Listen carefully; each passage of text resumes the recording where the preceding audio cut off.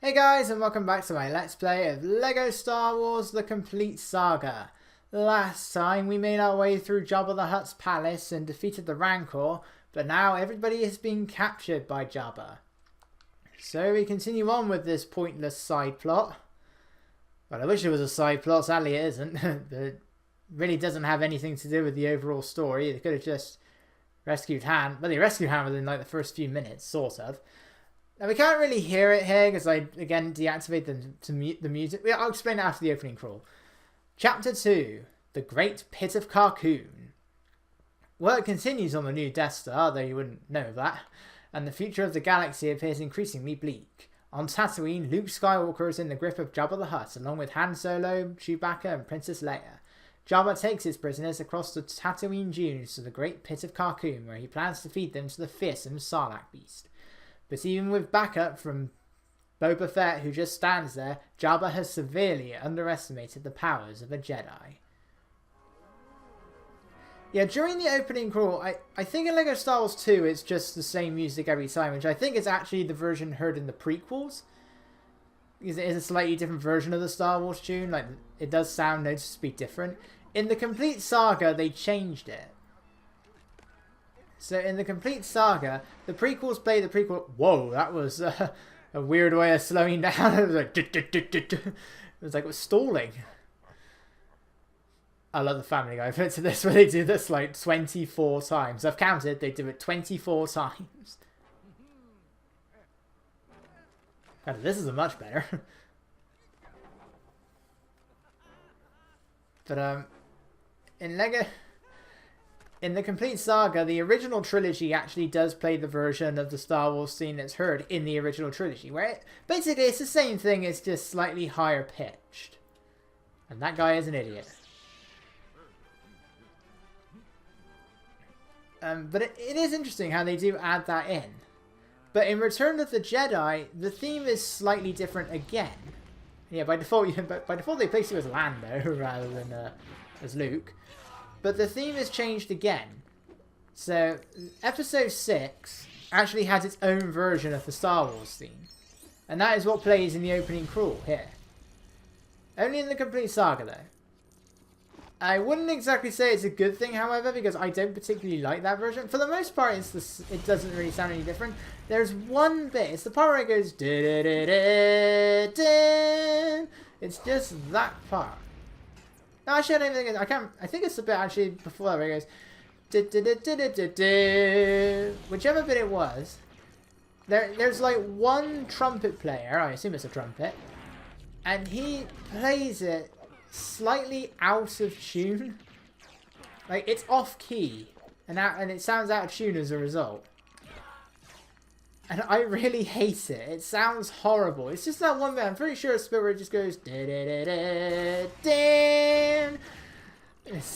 just sounds bad. It sounds so out of place, and that's really my only issue with it. Other than that, it's the same theme. It probably just sounds like slightly higher pitched to the already higher pitched version. But I guess really the prequels are the lower pitched version since it was the original that came first. Hence original.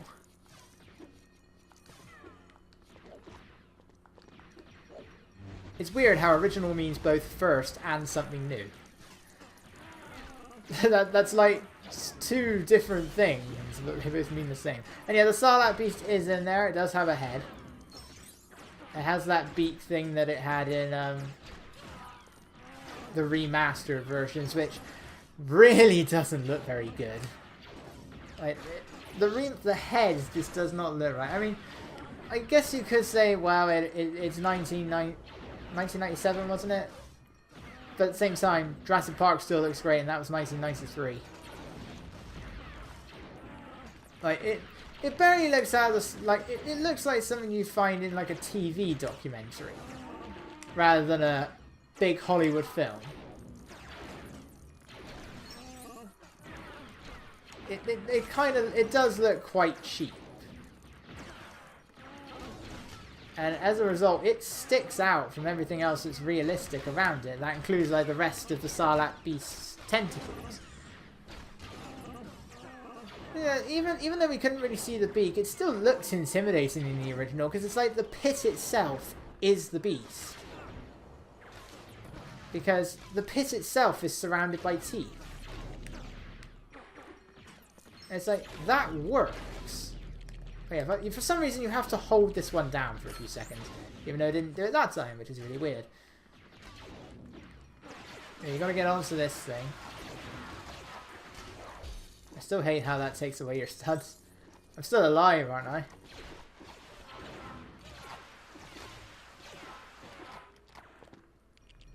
Actually, no, I think this is what you gotta do.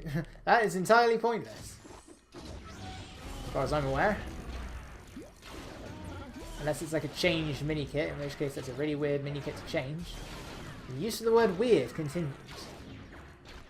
I don't know why these things all have a way of connecting to each other. Alright, Boba Fett.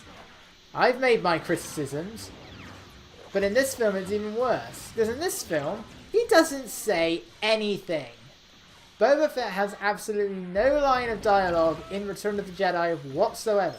The most he does is scream. This character is the fan favourite, one of the most popular in the series. He barely does anything in Empire Strikes Back. He really doesn't do anything here.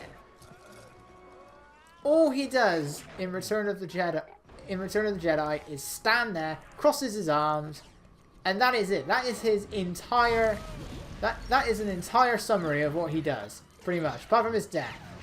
He then uses his jetpack one time, is quickly beaten by Luke, so he spends most of the time then on the ground, off screen. And then when he gets up, he gets his jetpack stabbed, and then suffers a comical death. And that burp that we saw the Sarlacc Beast do, he does that, it does that in the film. His death is a joke. And he doesn't do anything in the films. I don't understand why Snoke gets so much flack for being a waste of a character. Boba Fett is a waste of a character. Because they don't do anything with him. He does more in the prequels, and he doesn't do much there. He just flies the ship. Or helps fly the ship. In Attack of the Clones. And I would say he does more there than he does in the original trilogy. He also has a lot more dialogue. And he doesn't say much in that either. This is the main issue. You just constantly have these guys shooting at you. Which interrupts your force abilities. Can't go there without a dark side character. There's a whole load of section around there. This is another one of the levels that does open up quite a bit when you're playing in free play mode. And I just walked right off the edge. You just got to take out the skiff guards. That's what these guys are called. Pretty sure that's what these guys are called. In there, well, we did have Han in his skiff outfit. I believe it's the big ones that break. The big ones are generally the ones that are hiding something behind them. In this case, we're trying to raise 3 platforms. That one isn't hiding anything, but generally it's a clue. Or maybe not, I don't know. Yeah, and then one of these is also a platform. Luke, get in there. It's not hard. But I was always confused by the name of this location. So is it called the Sarlacc Pit or the Great Pit of Carkoon? What is its name? Does it go by 2 names? Because I can't tell the difference. Why is it sometimes called the Sarlacc Pit and other times the Great Pit of Carkoon? A better question, who is Carkoon? You know what the Sarlacc Beast is, but what is Carkoon? And are there any more of these? A species can't rely on one adult. But then again, how long was the Zillo Beast extinct for? I don't think it's ever explained. We just know it's extinct. But no, one was left alive on Mandalore in the Clone Wars. And I'm guessing that they never was cloned. It's so weird how Chancellor well, Darth Sidious wants to bring back a species. I guess it's because he thinks it can be a potential danger, but it's a potential danger to you as well. I mean, I know in the series he couldn't exactly blow his cover, but... Luke, why did you slide off the edge? We don't have true Jedi yet. We're not even halfway there, and I bet that's just ruined a lot of it. Given how much more level there is around there, I wouldn't be surprised, actually, if there isn't enough studs. But again, I got to rescue the princess. I believe these guys keep coming back.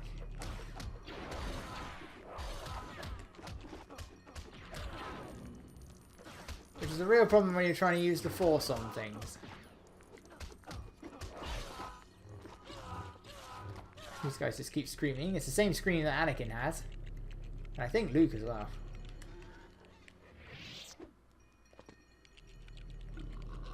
Raise this thing up. And that gives us an idea of where we need everything to be. So we need to spin that round. So it's the right way. So we have yellow.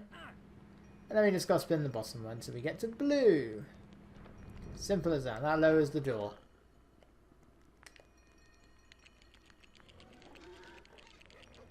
I am not going to bother going up there, but it does give me a blue stud. Actually, I am going to bother going up there because it looks like there's a few blue studs up there. Hey guys, how's it going? I need a dark side character anyway. Oh, I have been horribly misled. It looked like there was a lot of blue studs up there. Or at least like 3 of them.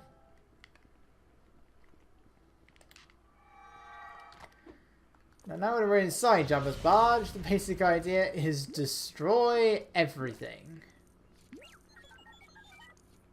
We have R2 and 3PO around there. And there is still another section once we get out of the inside. I mean, we do go to the top of the barge. Don't know why Luke isn't jumping. I am mashing the jump button now.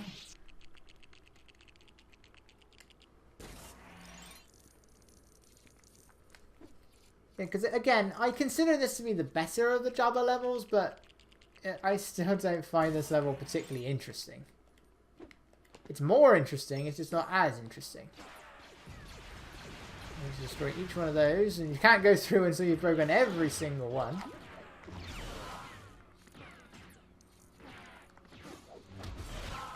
But unlike Jabba's palace, there is a limited number of these guys. They don't come through those chutes.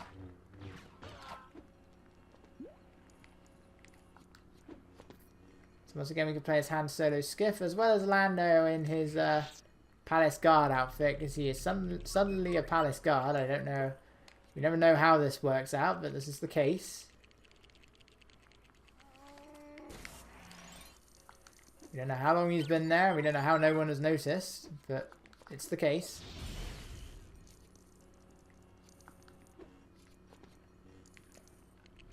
I was actually quite surprised that we never saw Jabba in Solo.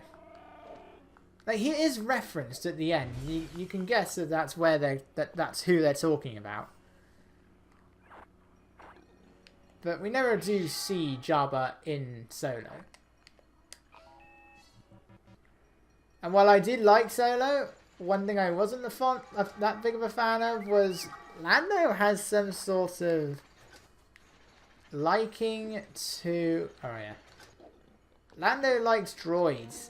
And you know what I mean by like. You know, he fancies a droid. And that's... Just no. I don't need that.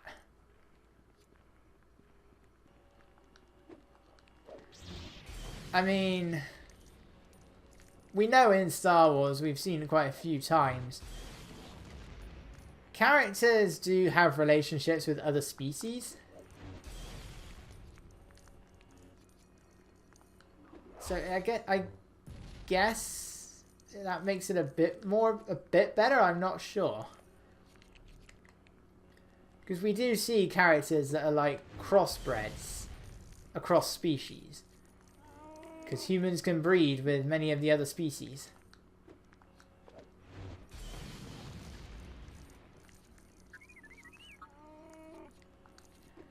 But, I don't know. It was just really weird. I mean, the droids are sentient, you know that, but it still seemed weird. And you can't breed with a droid. Ah, oh, come on! The blue stud is there and I can't get to it.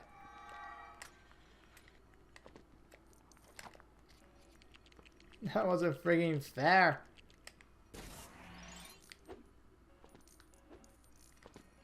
This is one of the issues that comes from collecting stuff. You have to keep on stopping what you're doing just to go and grab as many as you can.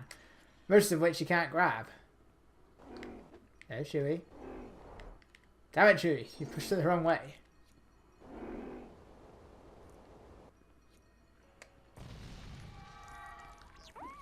Yeah, we have to create it. We have to turn the room into a disco in order to proceed. I don't know why. But that's how it works. Hang this from the ceiling and this should start it all. Oh yeah, we got to activate the floor things. I mean, I guess this is a callback to a room in Lego Star Wars 1. We couldn't see it because it required Stormtrooper access, but you could just go straight in there and story mode before. But it's the same tune, it's just the Imperial March again. The moment you leave the room, it turns off. So if you go through that door, it's going to turn off. These guys just keep going back. And then they just join in, so... Okay, it doesn't... I'm supposed to be trying to turn off the music to avoid the copyright claims, just playing the Imperial March now. But in that room it played like this really awesome techno beat kind of version of the Star Wars theme. It sounds awesome, I love it, but I think they did cut it down a bit. Oh, they're going to attack me now. In the complete saga. Like, it plays, but I think it's a shortened version of it, which is a real shame. Because I absolutely love that piece. I'm guessing it's an original piece, I'm not sure, but it sounds great. Like, can you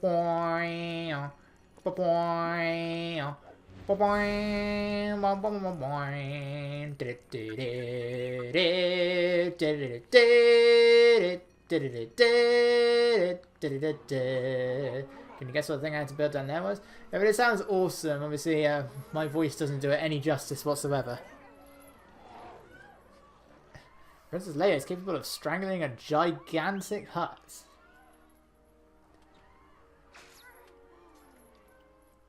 I don't know why the Clone Wars decided to give Jabba a son, because we never see him out in anything else. You just know he's called Rossa the Hutt. And they gave him an uncle. I don't know how old Zero the Hutt is, because Jabba's 400 years old. And Zero's his uncle. And we do know there are other Hutts in the Clone Wars. Weirdly, they all speak Huttese except for Zero, who speaks English. And we know he can speak Huttese because he does speak a little bit of Huttese to Jabba, but for the most part he speaks English, and I don't know why they decided to give him fully English dialogue and none of the other characters get any.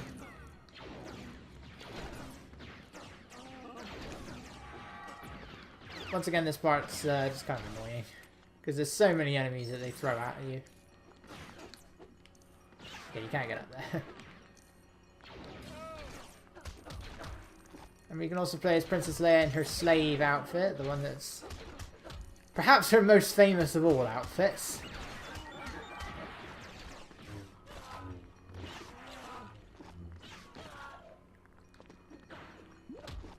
This is what I want to know. How long was Leia's hair? What was it actually her hair? Was it Carrie Fisher's hair, or did they just make her hair a bit longer? But is it a wig? Because we do get an actual idea of how long her hair is. Because we can already see when she's in her Bespin look. Not so much the Lego one, but when we see her hair in the actual film on Bespin, it's pretty long. And then we see it here, and it is really long. And even more so does that become obvious when we see her on Endor. I mean, it's braided and everything. Who braided your hair? Did the Ewoks braid your hair? Yeah, so they use wooden spears as weapon, whatever it was. I know, it's not as good as Empire.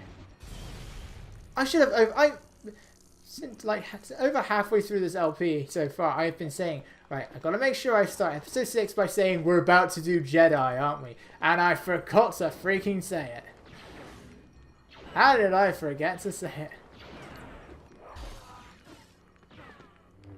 See, I don't think Return of the Jedi is the best Star Wars film. I like it more than A New Hope, simply because, again, I just think A New Hope is too slow. I get that it's got to get you I get that it's got to introduce you to everything. The problem is that when you're familiar with Star Wars, like I am, it then does, you don't need to be introduced to it all. You know what everything is. You know the situation. And he fell down there and jumped back on the platform. That's the main issue that comes with A New Hope, is it's just, once you know where everything is, you also start to realise, you know, this film takes a while to really get going.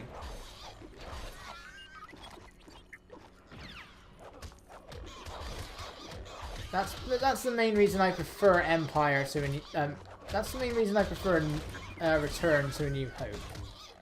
How many times have I said Empire so far?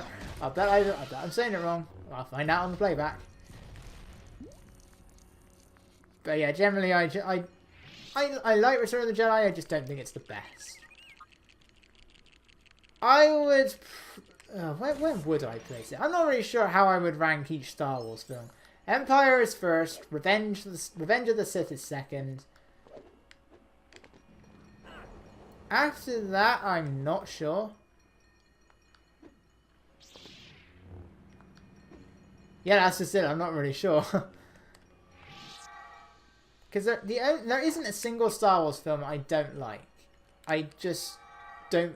it's not that I don't like Attack of the Clones, it's also that I just... Well, I don't like Attack of the Clones. It's confusing to say. There isn't... What I should say is I don't dislike it, but I also don't particularly like it. That's probably the best way of putting it. There we go. I don't dislike it, but I don't particularly like it either. And that's the only film where that's the case. I enjoy all the other films. I even enjoy the Clone Wars film. I like the Phantom Menace. That's how I would put the bottom three, though. I'd say Attack of the Clones is my least favourite. Then I would say the Clone Wars. I don't know what he's doing. And then I would say the Phantom Menace. I am on the side that favours the Phantom Menace. Something tells me we're about to go into another intermission.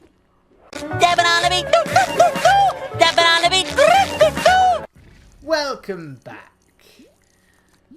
Yeah, so as I was saying, Attack of the Clones, then the Clone Wars, the Phantom Menace. Now where do I go from there?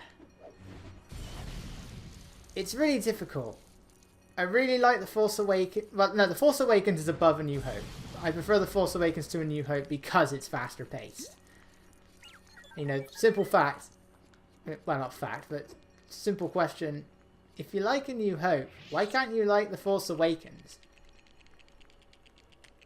You know, it's not a rehash. It's playing it safe. That's all it is. 10 years it had been since Revenge of the Sith, and those prequels were still being hated, derided for 10 years.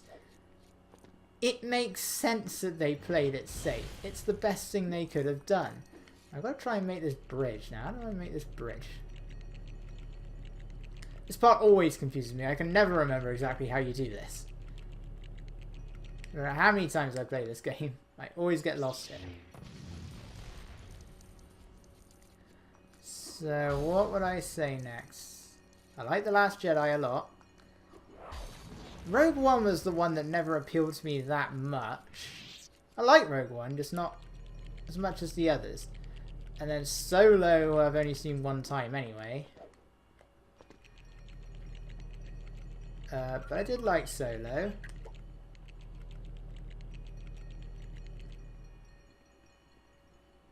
Now where is the thing that... You know, I never remember how you build the rest of it. It doesn't matter. You don't need them. You just go straight up here.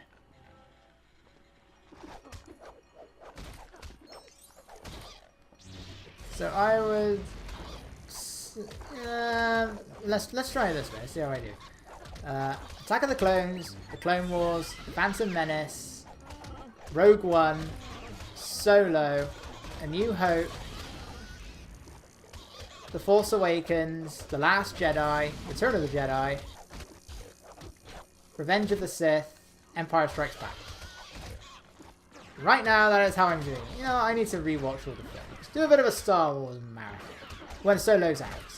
I don't think it's out just yet. Give it a week or two, I imagine. We seem to get DVDs and everything very late here in the UK. Still waiting for Infinity War. It's not out yet.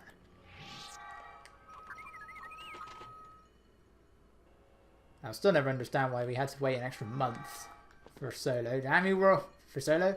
For Ant-Man. Damn you, World Cup. Right. This thing was really... Oh, they just take one shot here. These things are really annoying in LEGO Star Wars 2. Firstly, each time they blow up, they give you studs, but then you're not going to be able to go back and get the studs. Secondly, you're not shooting the targets. You have to shoot them from the side of the targets, which is really awkward to time. I don't know why you had to, I don't know what the point of a target is if you're shooting the side, because then you're not shooting the target. So what's the point? Yeah, it was really, really frustrating where I didn't understand what it was you're supposed to do, and I still don't understand it. I know that's what you got to do, but I still don't understand it. That's the way it is, though. For some baffling reason. But anyway, that finally ends all of this Jabba the Hutt stuff. You can actually get to the actual story of Return of the Jedi now. We don't see Yoda or Obi-Wan in this. Well, we see them like at the very end. We don't go back to Dagobah here. Because they're only a very abridged version. 100 to go! 99 to go. And yeah, now we actually start getting... I forgot they did this. I'm not sure whereabouts it starts in LEGO Star Wars 2, but once you've collected enough gold bricks, it starts giving you 100,000 studs per brick. I don't know why it starts doing that and why it doesn't do it from the beginning. But you collect enough gold bricks and it starts giving you 100,000 studs per brick. And it starts doing it here as well. I clearly hear it starts doing it when you reach 60. So once you have 100 left, you get 100,000 for each gold brick. Except for the ones you have to buy. There are a few you have to buy at the cantina. I am replaying through LEGO Star Wars 2 as practice, so I guess I'll find out after a bit. But yeah, now every gold brick will give us 100,000 studs. Really, really useful. We're definitely gonna have enough to get the score multiplier. The only problem is it requires a red brick to get, and I don't know which red brick that is. So I guess we'll have to do without it. But still, I can get the broken character easily because that only requires 1 million. So, well, next time we're heading to Endor. So we've got a semi-vehicle on foot combination level. It's an unusual one. I guess would become the inspiration for all of the flying levels in LEGO Star Wars 3. So I will see you guys then.